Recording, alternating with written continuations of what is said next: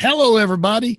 Welcome to another episode. I started to say, Terry, another edition, but I guess that's what it is, of Sacred Odyssey VideoCast, an intellectual and spiritual quest. I'm Scotty Helton, and with me today is, I look at him as my mentor, Terry. Terry, introduce yourself there a little bit. Hey, I'm Terry Hayes. I'm down here in the Chattanooga area. We are being called by our teacher the Tennesseans. So we're the Tennesseans. Yes. Oh yeah. Oh yeah. Oh yeah. Terry, we've sort of been thinking about another directive, actually you, and I just feel great being there, of going back to the beginning, starting from the beginning. Tell me what started you on that thought of presenting the beginning, if I can say it like that. Well, to be honest, we if you've watched our previous videos, we've been answering questions that were sent to us by pastors and different kind of spiritual leaders and just different groups of people that watch. And we've been trying to answer these questions, but as I got to looking at them, it hits here and hits there. We're always talking about going back to the beginning, finding where this stuff first started. And recently you said we've had some questions that's come to us about wanting to know more about Genesis. And so really all of the questions that we have been getting, we can get to. We start with the beginning, start with the first word of the Torah, the first word of Genesis. And as we come forward, we will naturally answer and cover, let me say this to answer, we will cover a lot of these questions. And then it'll give a chance for others that's never studied the first book of the scriptures in this kind of depth.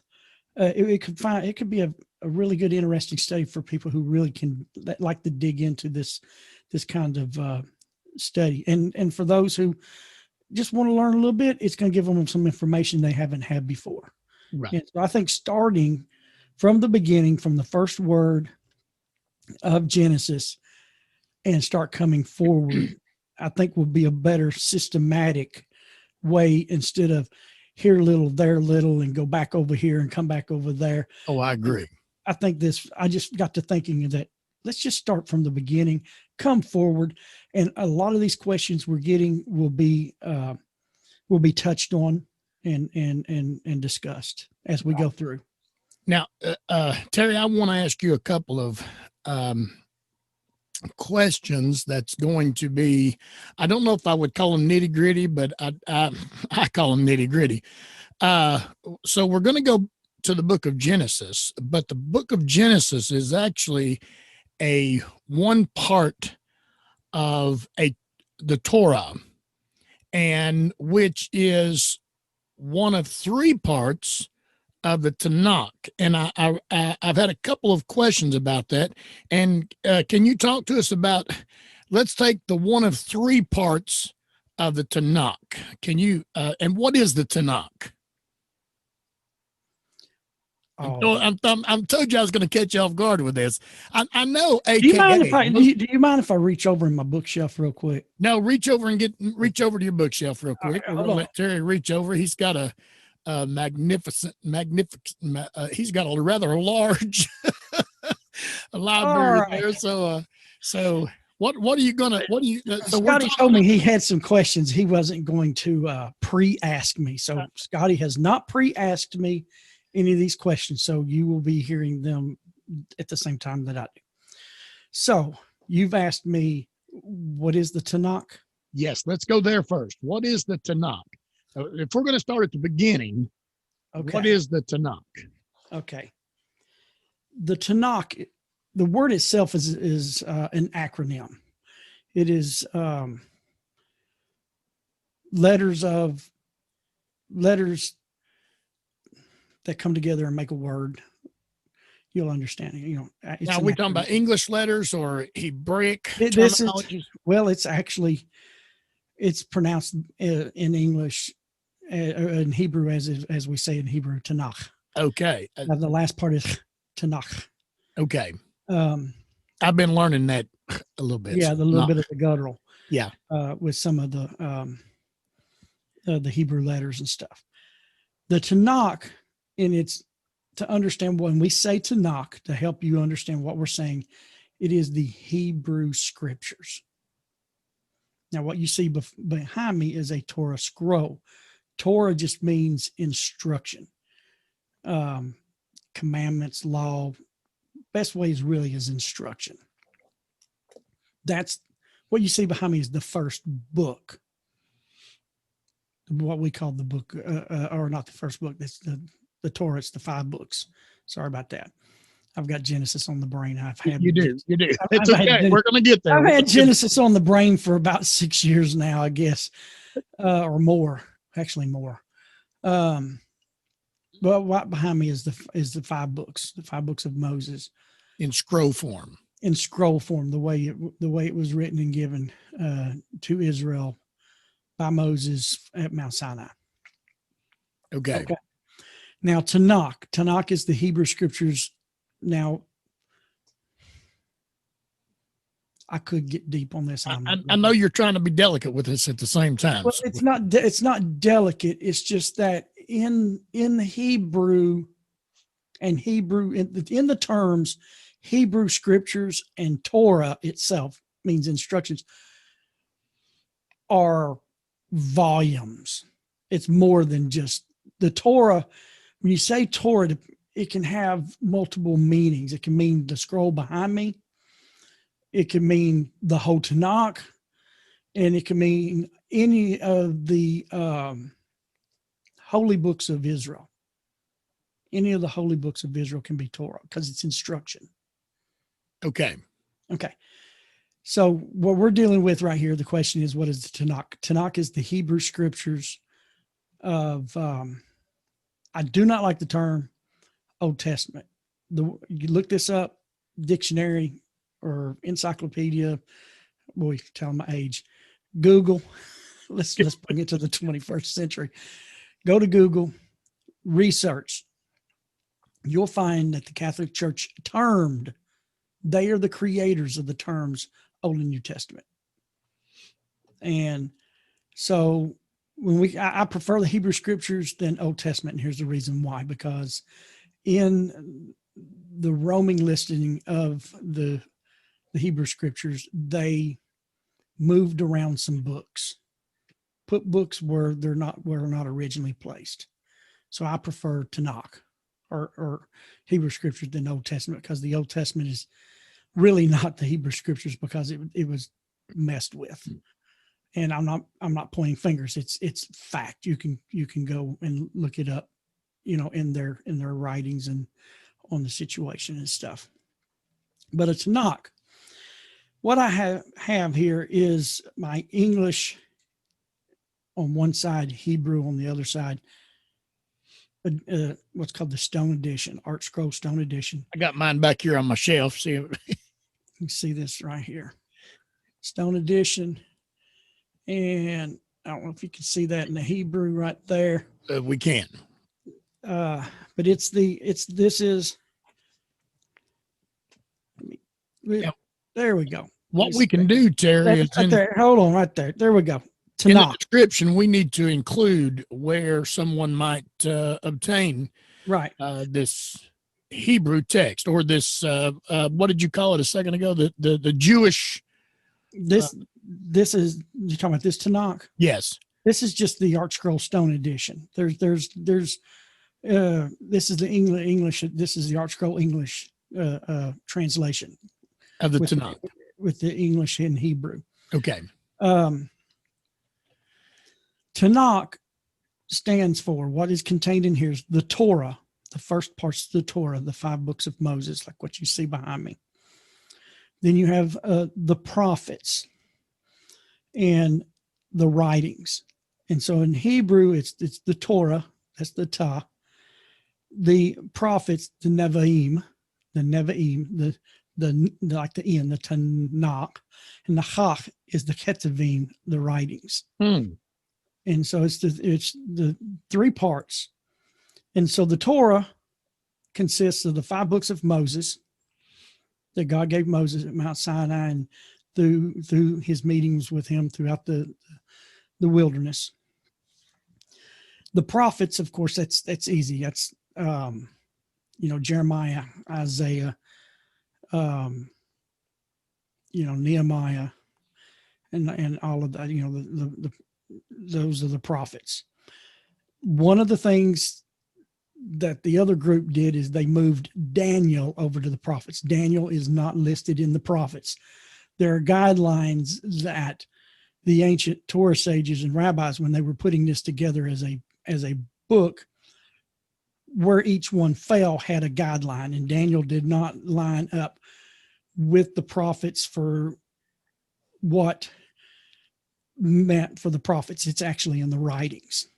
Daniel's in the writings, like with Psalms and Proverbs and things like that. And so, like I said, it's really interesting. If you get a chance to do some study, you can go to places like Torah.org, I think Judaism 101, stuff like that, and do some research on what the Tanakh is, how it was formed, how each book was decided, where they went according to the ancient Torah sages. I know it was canonized, if I'm thinking this right, around 415 or something like that, BCE, right? Before Common So Era. it was a long time ago. Okay. They started putting it together as a, all together where you can get a hold of it, I guess you can say. Now, was it always called the Tanakh, even when it was canonized around the 415, something like that? Don't hold me to that. It's been a while. It's been a while since I've gone that far back in my studies. It's been several years. I would say it is because it's what the Torah, the prophets, and the writings, Tanakh. It's in Hebrew. You will find a lot of things that are acronyms. A lot of your when we talk about the Rambam, the Rashi, those are acronyms. Or like the Baal Shem Tov. Of course, that one's not an acronym. That was his name that was given to Rabbi, I think it was Eliezer, Israel.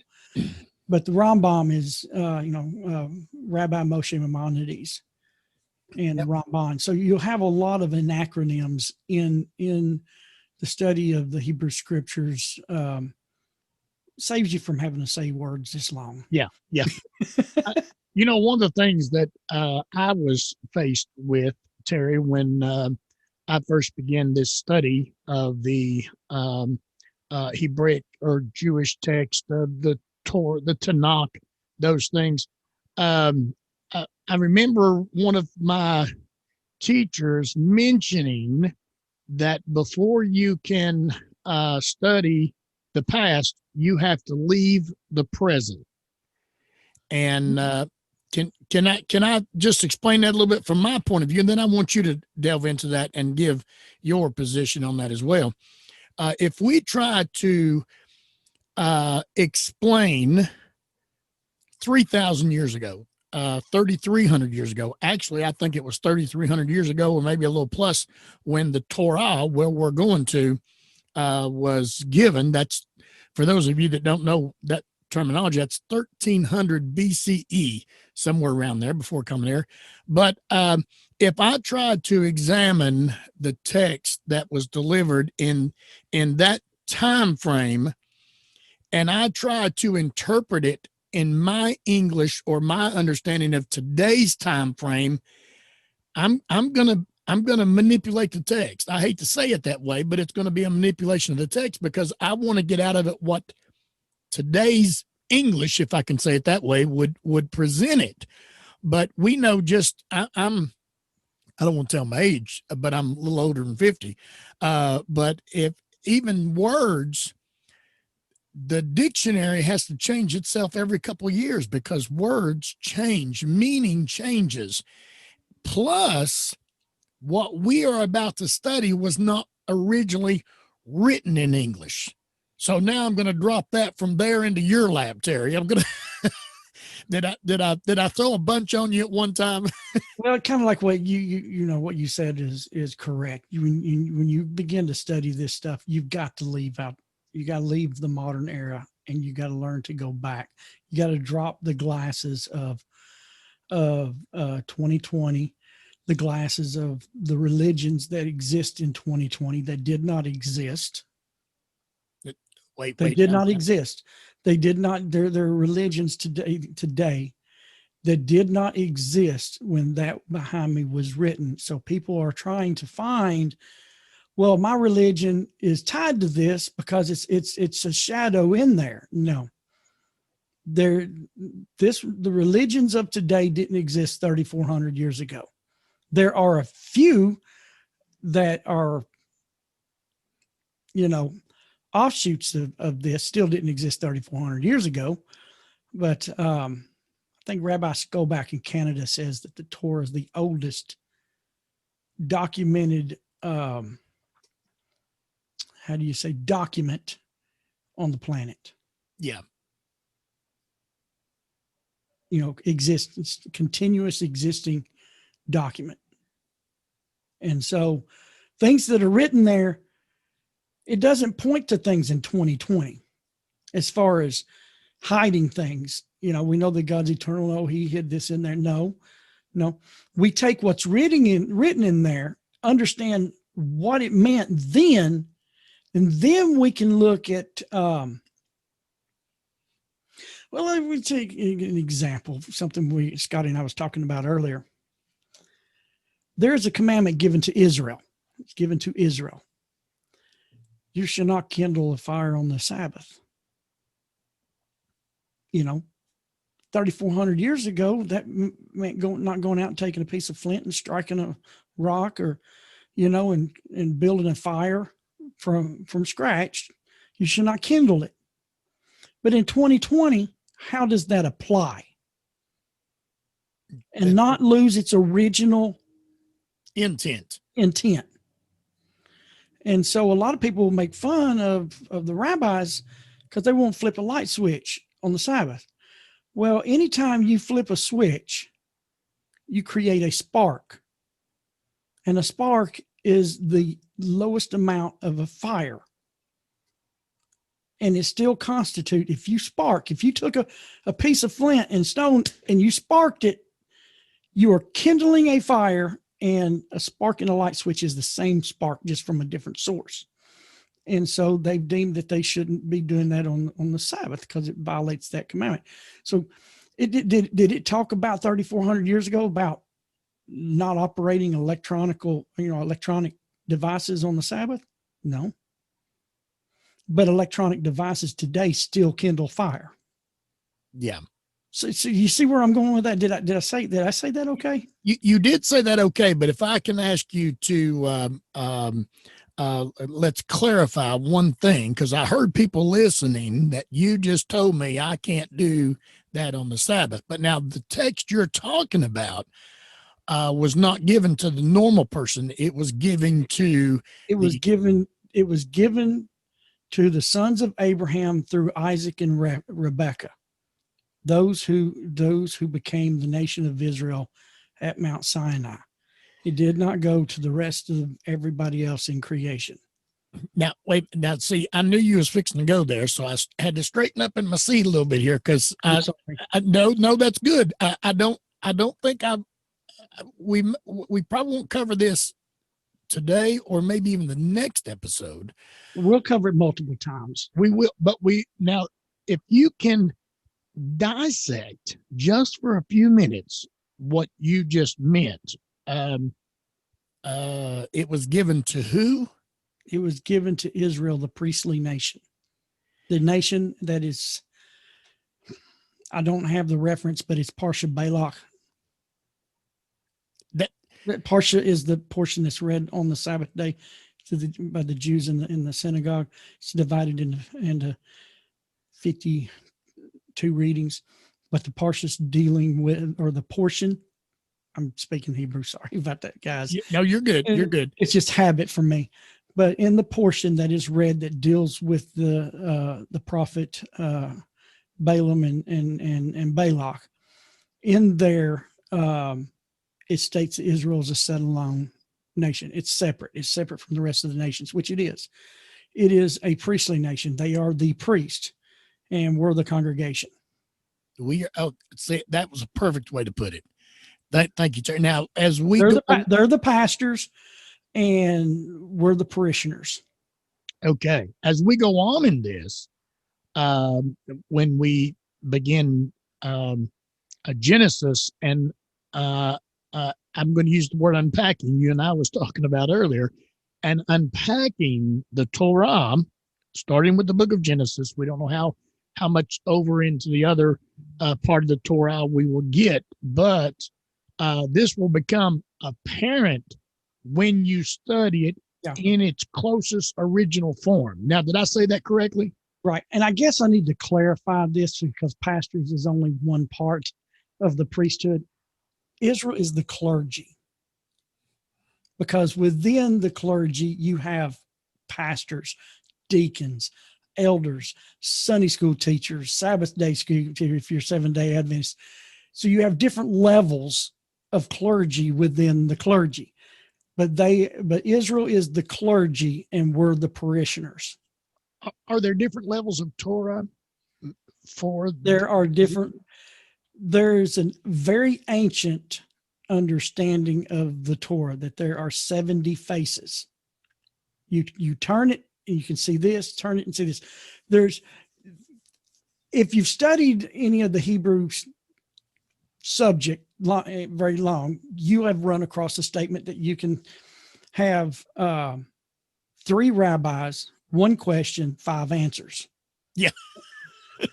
and that's the way it is everywhere, Terry, but go ahead and explain that. And let's throw it on top of this, and every one of the answers is correct. Right. Okay. Even when you have an opposite, when you have 2 answers that are completely opposite, one side of the coin is one answer, the other side of the coin is the other answer. They're both correct. And see, people of the Western world have a hard time grasping this stuff because we're talking about a tradition of Torah study that's 3,400 years old. Yeah. We're used to studying. We've been taught that certain things are right, certain things are wrong. You can't have equals and opposites saying the same thing. In Torah, you can. Yeah. Because it's eternal. It's from the eternal. The Torah is the mind of the Creator given to mankind. Say that one more time, Terry. The Torah, what you see behind me, is the mind of the Creator given to mankind. That's awesome. And so it's eternal. And so our concepts, what we think, well, this don't line up. Well, we're physical. It's eternal. We're finite. It's eternal. And so therefore, there's a whole different set of rules in understanding, reading, and studying an eternal document. Now, since you brought this up, Terry, I was waiting for this question on down, but I'm going to bring it in now since you went this direction. I remember when I was going to school. Do you remember when you went to school, Terry? I'm still in school. I wish I was still in school. The old saying, I couldn't wait till I grew up. That was a mistake. Yeah.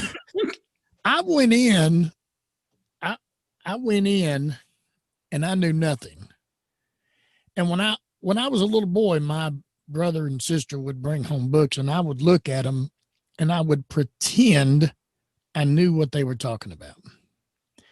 And I remember going to school and finally realizing 2 and 2 was 4. When you realize what numbers are and what letters are, when you get this understanding.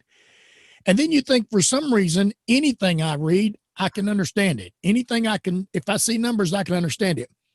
And then my brother brought home a book of trigonometry. And I could not use the lesser math, addition, multiplication, addition, division on trigonometry things. It just behooved me. And the only way I could learn it, the only way I could understand it, I couldn't understand on my own. I had to seek out a teacher. And not just any teacher. I could not go to the English teacher to find out about trigonometry. Although the English teacher might have had trigonometry, that ain't what they was teaching.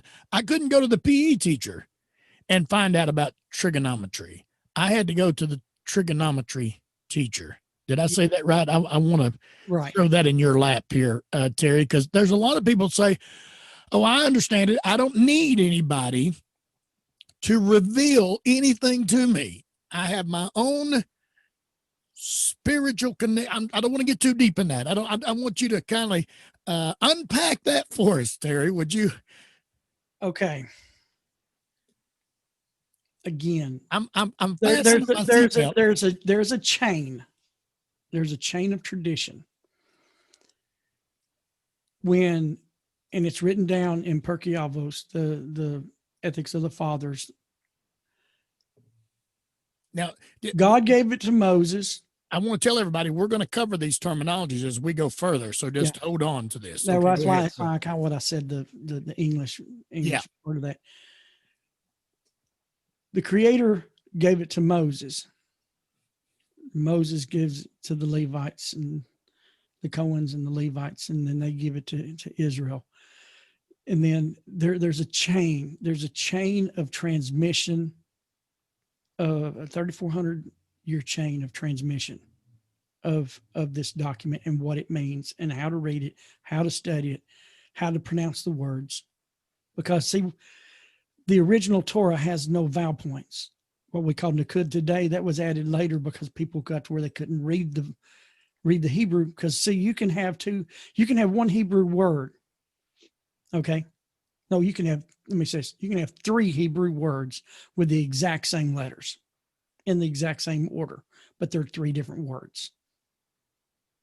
And this became more apparent after the vowel points was added, correct? Well, the vowel point system was, the vowels were already there. They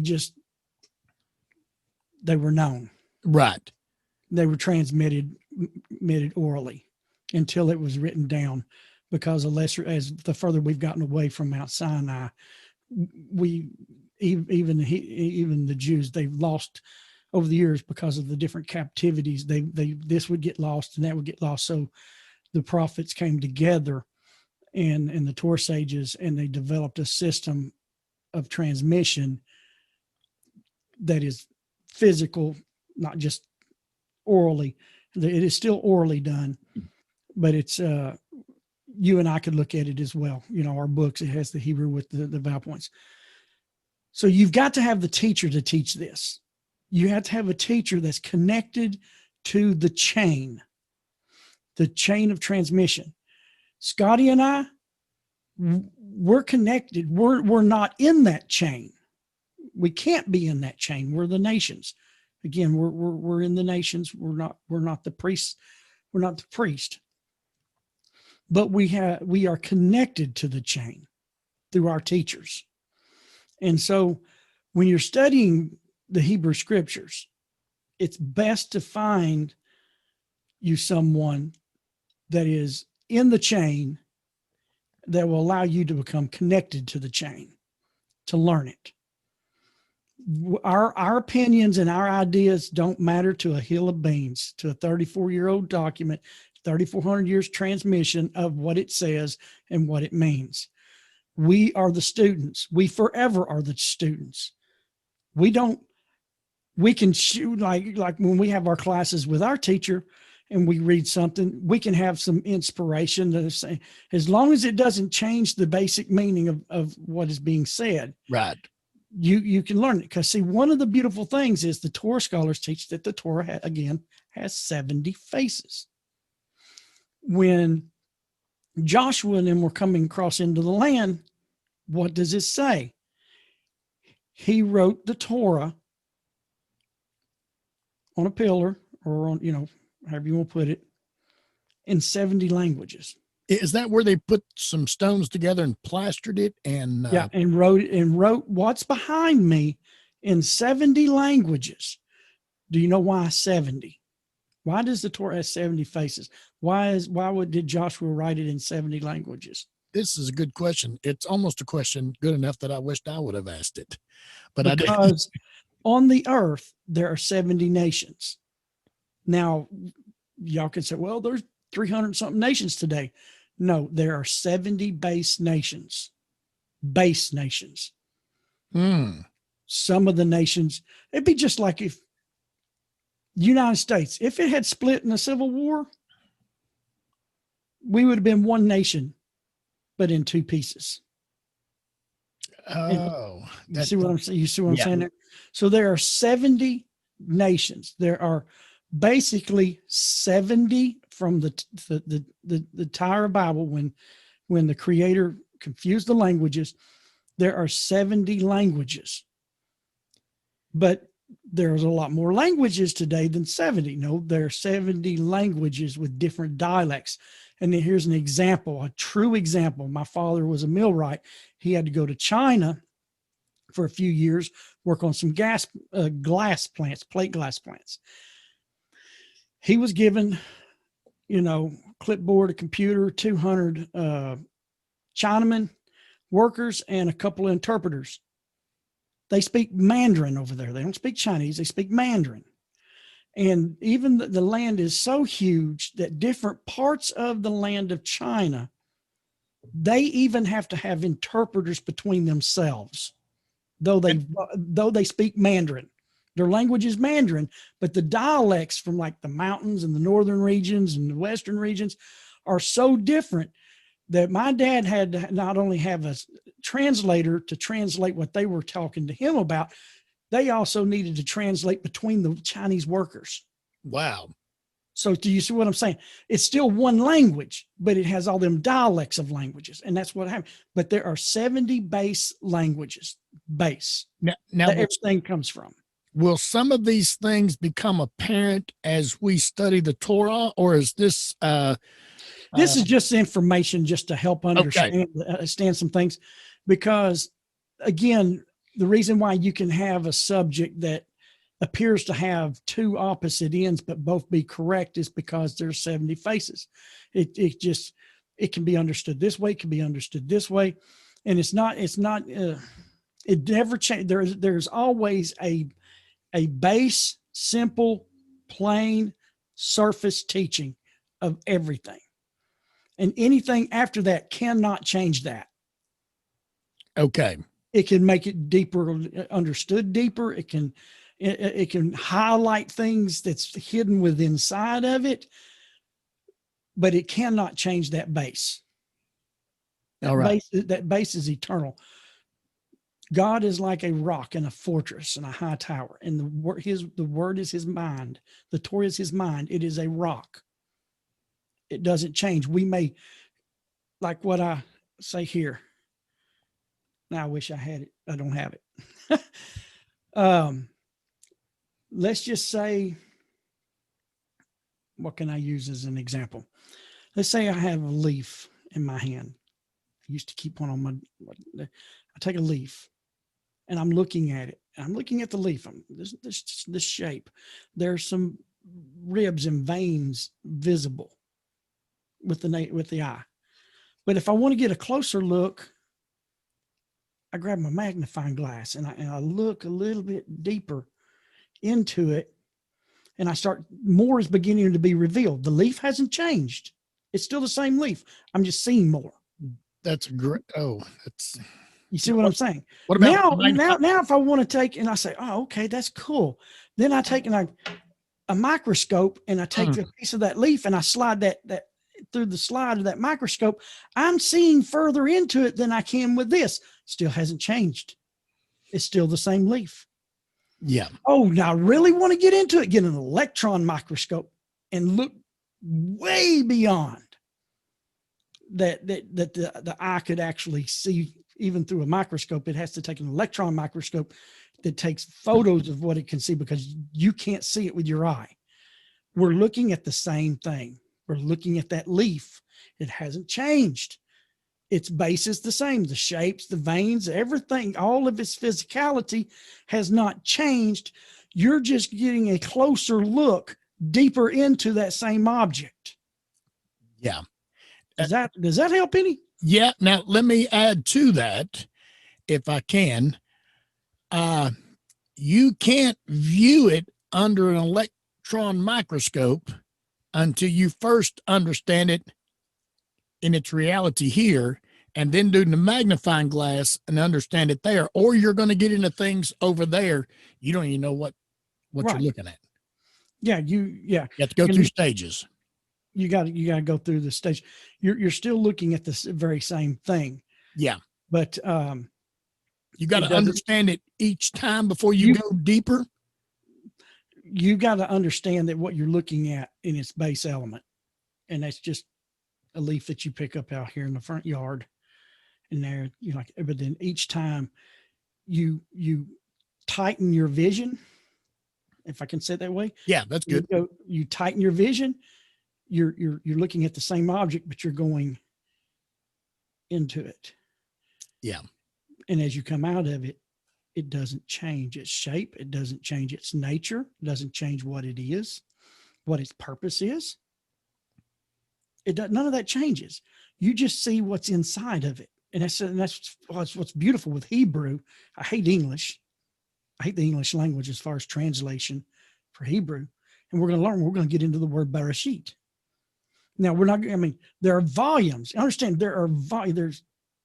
they've studied this stuff along there. There's libraries full of information, not only on the books and the chapters, but the words, down to the letters, down to the spaces between the letters.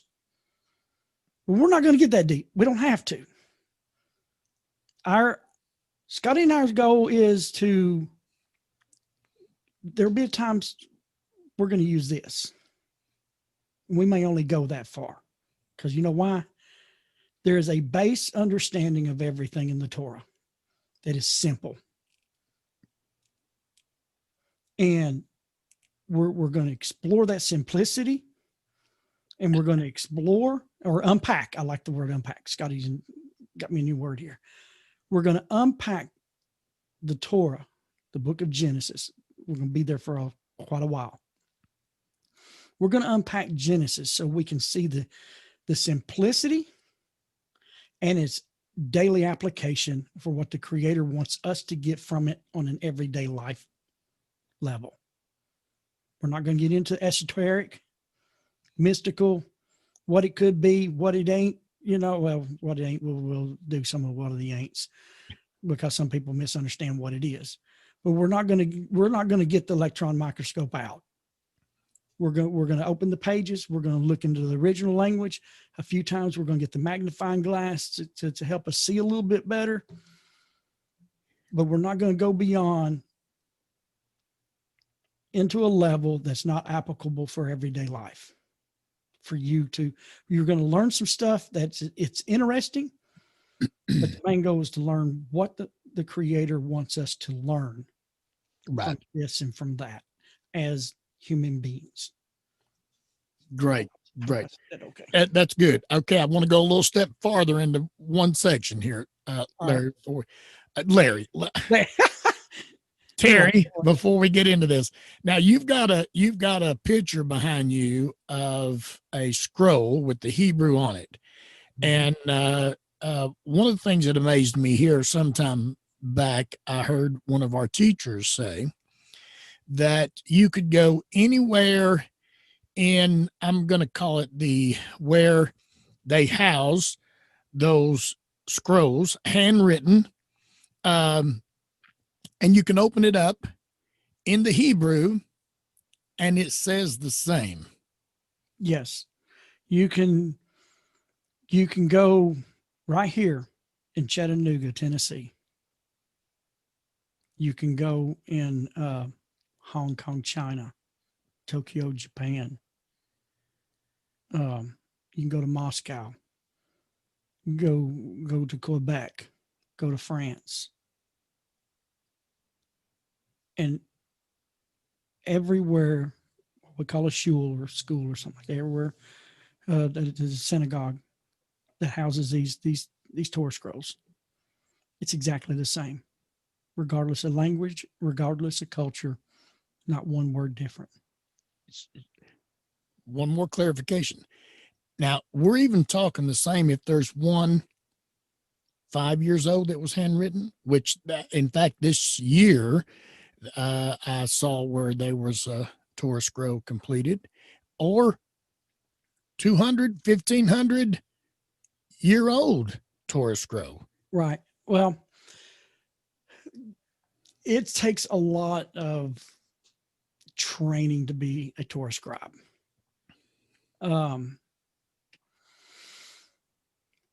You have scribes that work, that writes these, it works as a team. Today, dollar amount, you know, you might get one of these for $10,000, $15,000.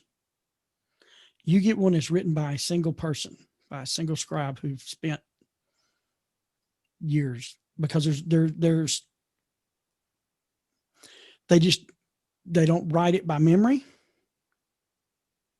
and every letter and every space has to be precise. I mean, today they can actually check them with a computer, and it's wild how accurate they are, whether it was written today or was written 2,000 years ago. It's the same. I've heard of these scrolls selling up to $80,000, $90,000, $100,000 depending on the scribe, because of the level of that scribe and the amount of work that he went into it takes to do it. It's this is the word of Hashem, the word of God from Mount Sinai. They don't play with it. They don't play with it. I happened to be 2010-ish, 11, somewhere in there, in a synagogue in Atlanta. Anytime you have a scroll, be it in the scroll like this, or like it's in the mezuzahs and other things where they use the scriptures in the scrolls, they have to be examined. Some of them are maybe different lengths of time. I know I think it's a minimum 7 years that they have to be examined. Because see, the ink, if it dries and cracks, I mean, if it cracks where there's actually lines of space in the letters, it's not kosher no more. If it fades, for some reason it fades, because this is written with the special ink, with the quill, on a kosher animal skin like lamb or goat. To this day, I was in Atlanta at a shul, because when at the end of the service, they'll if I can put my hands right there where's the spindles at, right there, like they hold that scroll up, and in Hebrew they sing this song. This is the Torah of Moshe that was given to us. In a shul that day, they read the Torah portion. Like I said, every week it's divided into weekly readings. There's a guy that comes up there and he reads it. No vowel points. It's kind of sung. It's the way it's learned. And he was going through it. All of a sudden, he stopped. Dead. I mean, middle, boom, quit, and just stood there and looked at the rabbi. The rabbi looked back at him and knew immediately something was going on. He jumps up, he runs down, he looks at the scroll. He grabs the scroll up off of the platform where it's laid at, because they generally, most synagogues have 4 or 5 scrolls. And this was an old synagogue, so they had several. And he directs a person up there that handles the scrolls to get another scroll down, open it up, put it on the platform, and put it where it was at.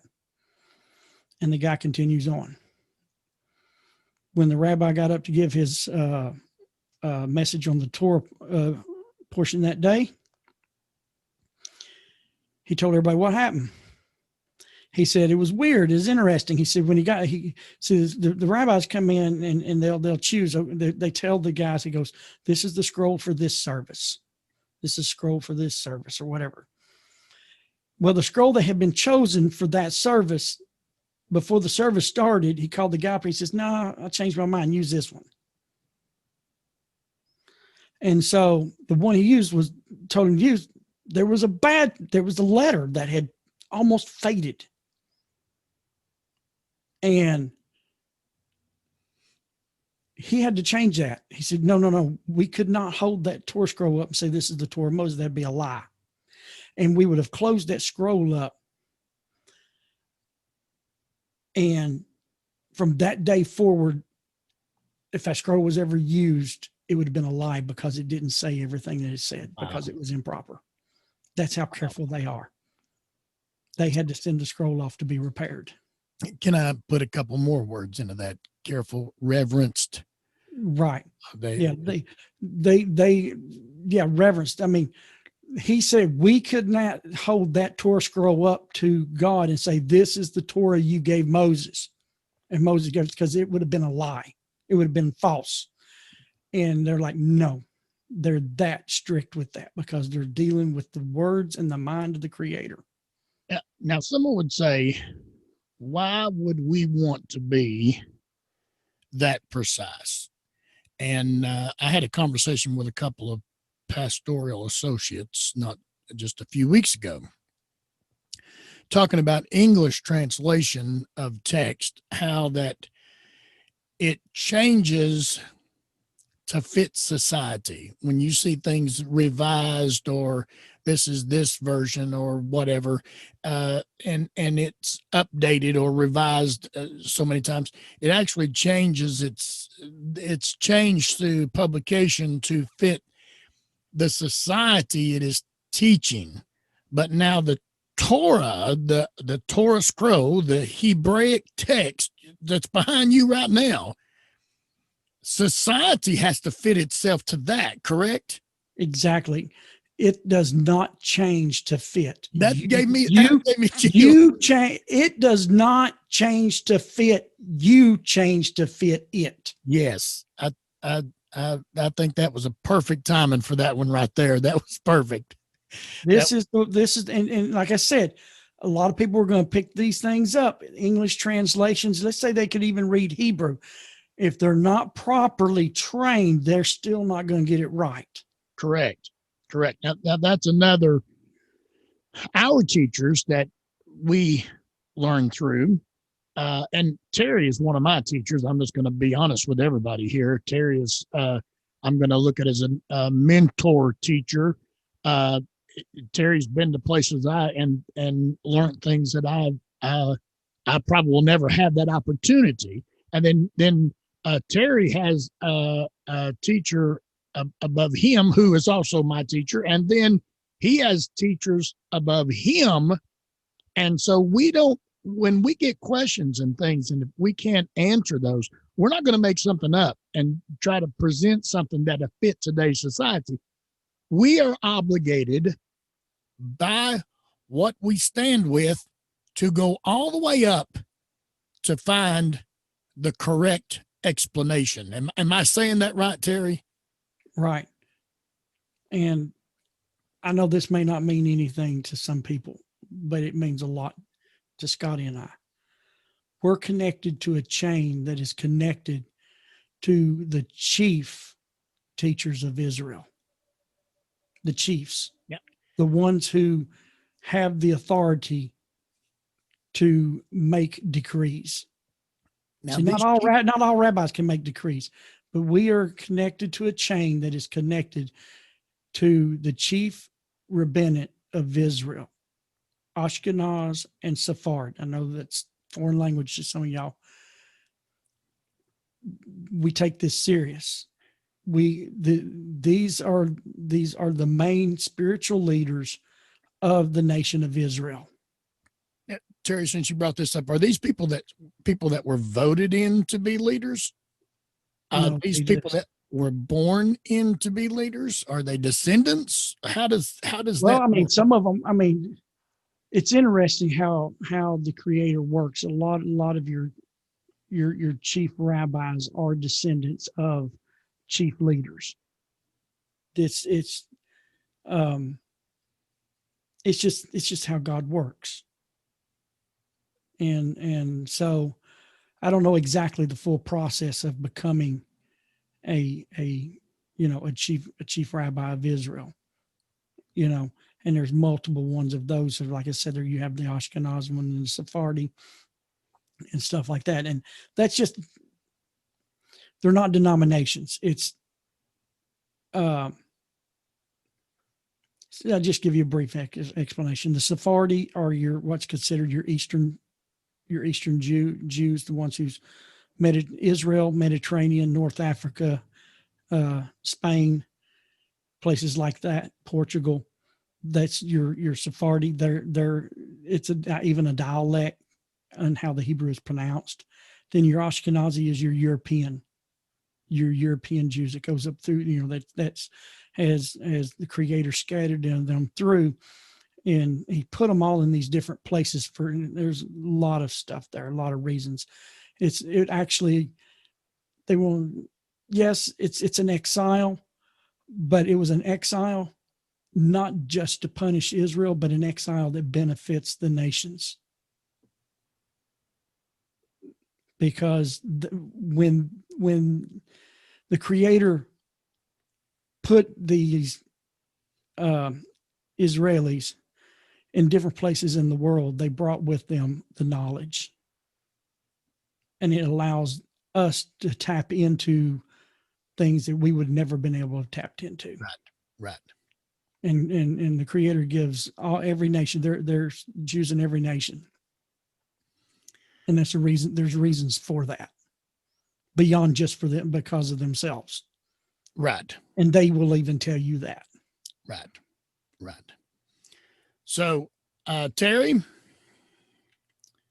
we haven't even got to the book of Genesis yet, Bereshit. I know we got to have an introduction. We got this introduction, and it's about time to close this introduction. We've been here almost an hour.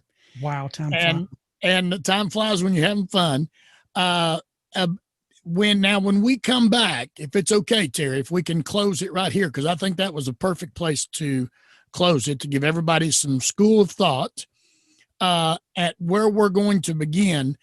When we come back on our next episode, we are going to begin at the beginning, the book most people call here in the Western world, the book of Genesis, actually is Bereshit. And we're going to, or Terry is going to expound on what that terminology, Bereshit, which that is it in Hebrew. Am I pronouncing it correct? It's pronounced, again, like in Sephard, it's Bereshit. And in Ashkenaz, it's Bereshis. Okay. It's just a dialect. And we're going to kindly take that little magnifying glass and just kind of look at that word to understand. Actually, that terminology gives us understanding of what we're about to read, right, Terry? When you look at, it's going to give us understanding on it. If we're going to start in the beginning, we're going to start in the beginning, literally. Yeah. Okay. Terry, you got any final words before we bring this episode of Sacred Odyssey VideoCast to a close?